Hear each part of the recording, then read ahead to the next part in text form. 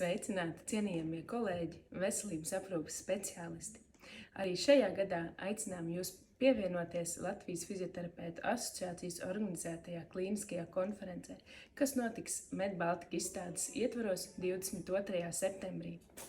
Šī gada konferencē apskatīsim tēmas, kas saistītas ar sāpēm, akūtas, hroniskas sāpes un sāpes paliatīvās aprūpes ietvaros.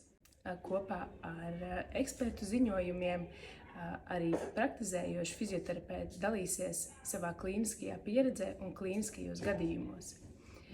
Tādējādi runāsim ne tikai par pacientu novērtēšanu, bet arī par efektīvākās ārstēšanas metodēm fizioterapijā. Aicinām jūs pievienoties. Vairāk informāciju un aktualitātes par konferences programmu meklējiet Latvijas Fizioterapeitu asociācijas mājaslapā. Uz tikšanos 22. septembrī izstāžu centrā Ķīpsela.